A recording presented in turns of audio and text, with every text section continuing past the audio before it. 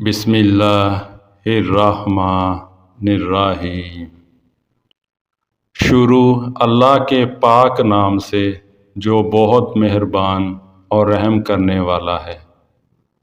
السلام علیکم۔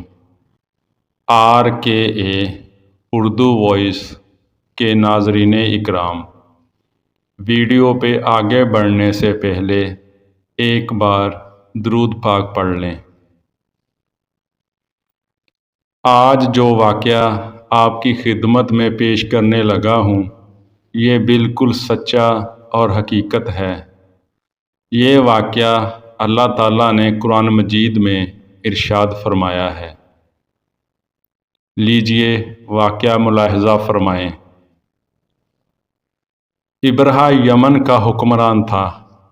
اس نے یمن میں ایک عالی شان کلیسا تعمیر کر کے یمن کے لوگوں میں یہ اعلان کرا دیا کہ آئندہ کوئی شخص حج کے لیے مکہ مکرمہ نہ جائے اور اسی کلیسے کو بیت اللہ سمجھے جو میں نے تعمیر کروایا ہے۔ اس اعلان سے عرب کے لوگوں میں غم و غصے کی لہر دوڑ گئی۔ پھر ان میں سے کسی شخص نے رات کے وقت اس کلیسا میں جا کر گندگی پھیلا دی۔ ابرہہ کو جب یہ معلوم ہوا تو اس نے ایک بڑا لشکر تیار کر کے مکہ مکرمہ کا رخ کیا۔ راستے میں عرب کے کئی قبیلوں نے اسے روکنے کی کوشش کی، لیکن ابرہہ کے لشکر کے ہاتھوں انہیں شکست ہوئی۔ آخر کار یہ لشکر مکہ مکرمہ کے قریب ایک جگہ پہنچ گیا۔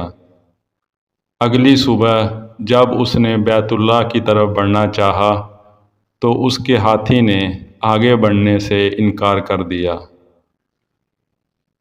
اسی وقت اس کی طرف سے عجیب و غریب قسم کے پرندوں کا ایک غول آیا اور لشکر پر چھا گیا۔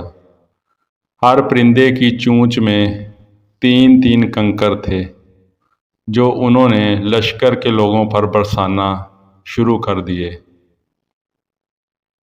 ان کنکروں نے لشکر کے لوگوں کے جسموں کو چیر کر رکھ دیا۔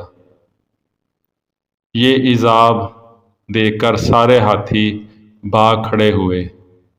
لشکر کے سپاہیوں میں سے کچھ وہی ہلاک ہو گئے اور کچھ جو بھاگ نکلے وہ راستے میں مر گئے۔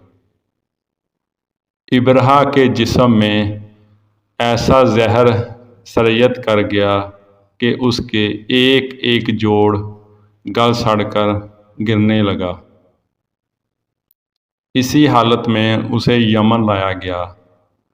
وہاں اس کے سارے بدن سے خون بہہ بہہ کر ختم ہو گیا۔ اس کی موت سب سے زیادہ عبرتناک ہوئی۔ اس کے 2 ہاتھی بان مکہ مکرمہ میں رہ گئے تھے جو اپاہج اور اندھے ہو گئے تھے۔ اسی طرح اللہ پاک نے اپنے گھر کی حفاظت فرمائی اور طاقتور غرور کرنے والوں کو سزا کا مزہ چکھایا۔ قرآن پاک کی سورۃ فیل میں اللہ پاک نے اس واقعے کو یوں بیان فرمایا، جس کا ترجمہ یہ ہے: کیا تو نے نہ دیکھا کہ تیرے رب نے ہاتھی والوں کے ساتھ کیا کیا؟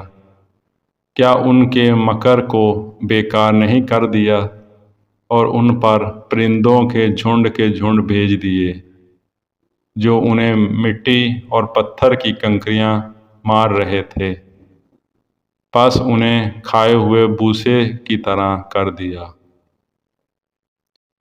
تو دوستو، اس واقعے سے 2 باتیں سامنے آتی ہیں۔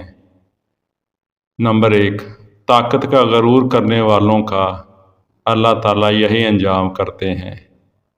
اور نمبر 2، اللہ تعالیٰ پرندوں سے اپنے گھر کی حفاظت کرا سکتا ہے کیونکہ اللہ تعالیٰ بہت بڑا ہے۔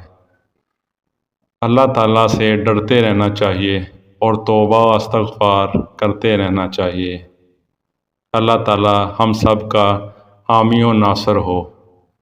آمین۔